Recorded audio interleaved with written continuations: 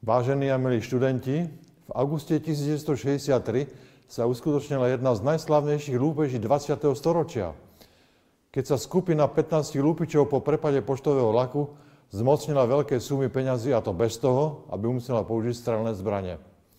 Väčšinu zločincov v priebehu niekoľkých mesiacov zadržali a následne odsúdili k mnohoročnému väzeniu.